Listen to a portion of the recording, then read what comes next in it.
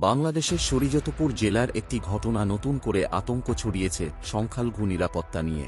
৩১ December অর্থাৎ নতুন বছরের আগের রাতে খেজুর ভাঙা বাজার এলাকার কাছে এক হিন্দু ব্যবসায়ী খোকন চন্দ্র দাসের উপর ভয়ঙ্কর হামলার ঘটনা ঘটে। প্রতিদিনের মতো সেদিনও তিনি দোকান বন্ধ করে বাড়ি ফিরছিলেন, কিন্তু পথে ওঁত পেতে থাকা কয়েকজন দুষ্কৃতী হঠাৎ তাকে ঘিরে ফেলে। প্রত্যক্ষদর্শীদের মতে প্রথমে ধারালো অস্ত্র দিয়ে খোকন দাসের উপর হামলা চালানো হয়।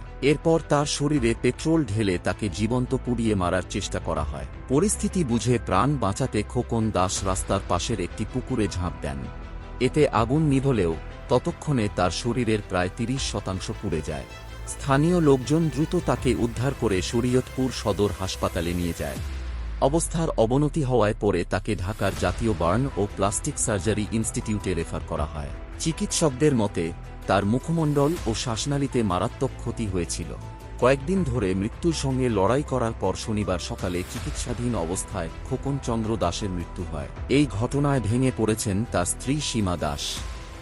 কান্নাজডিত কণ্ঠে তিনি বলেন, তার স্বামী অত্যন্ত শান্ত স্বভাবের মানুষ ছিলেন, কারো সঙ্গে তার কোনো শত্রুতা ছিল না। যারা এই নৃশংস কাজ করেছে তাদের দৃষ্টান্তমূলক শাস্তি হওয়া উচিত বলে তিনি সরকারের কাছে দাবি জানান। ঘটনার তদন্ত শুরু করেছে পুলিশ।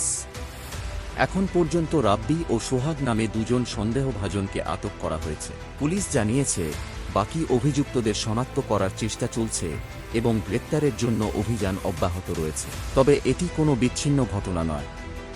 গত মাসেই ময়মনসিংহ জেলায় দীপু চন্দ্র দাস নামে এক হিন্দু যুবককে ইসনিন্দার অভিযোগে পিটিয়ে হত্যা করা হয়েছিল। একটির পর একটি এমন ঘটনা বাংলাদেশে সংখ্যালঘুদের নিরাপত্তা নিয়ে গুরুতর প্রশ্ন তুলে দিচ্ছে। এই ঘটনার পর ভারত সরকারও উদ্বেগ প্রকাশ করেছে এবং বাংলাদেশ সরকারের কাছে সংখ্যালঘু সম্প্রদায়ের নিরাপত্তা নিশ্চিত করার আহ্বান জানিয়েছে।